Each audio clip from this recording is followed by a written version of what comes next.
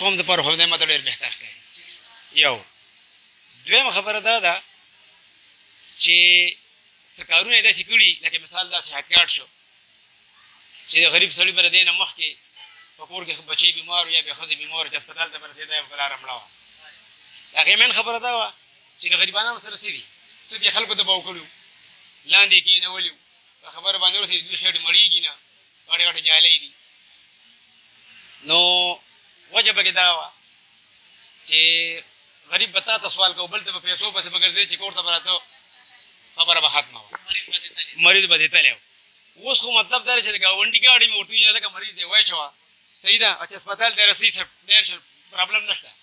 په خبره باندې ورسېږي. زه وایم چې په دې خبره باندې دا ټولې خبرې یو سایډ ته که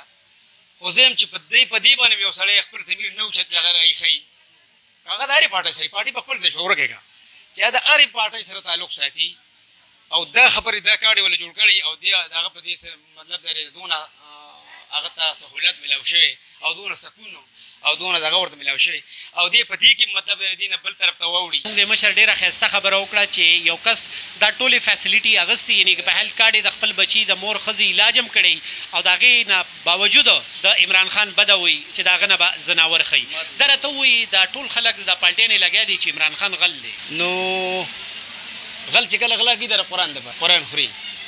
چې زه غل یم ته راته غل ښکاري چې زه غل نه یم ما ته ته ولې زه په خپله ټیک یم چې کله زه ټیک یم ته به ټیک یې په خبره ورسېدې. او په پاکستان کې دا غریب یو دی یو په کار موږ ټول عوامو له دي او موږ ډېر بېکاره خلک یي موږ عوام د پاکستان ډېر بېکاره خلک یي موږ ته صرف موږ د ټرانسفارمر خلک یي چې زما په ګلۍ کې ټرانسفارمر ولګي بس دا پوره ده. موږ د ګلۍ خلک یي چې بس زموږ ګلۍ پخه شي نالۍ پخه شي په تندر نور مه لګوه موږ د دقه ځای پورې خلک یي موږ ډېر بېکاره خلک یي. هغه ته ووایه چې عمران خان دا ډېر لیډرز چې کوم ورسره ایم پي ایز ایم ان ایز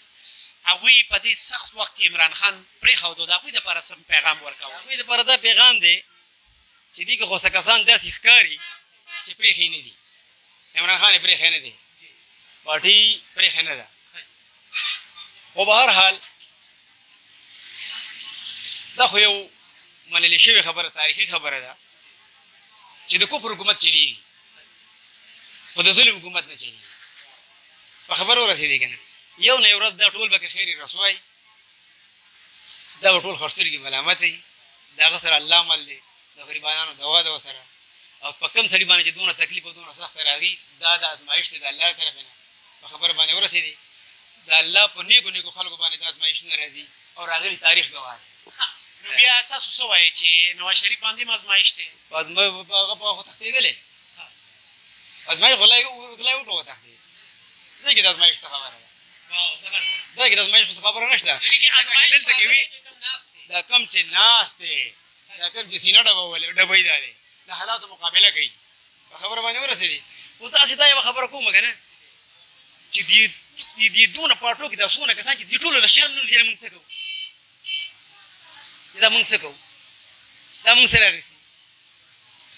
زما یو ملګری دی سکول کې په دیر کې هغه ما ته یو ورځ مې ورته ټلیفون وکړ راځې نه ما ته د عمران خان حکومت دی نه مې ولې د عمر صاحب حکومت خو نه دی ما ته د الله بنده د هغې نه ورسولی نه دی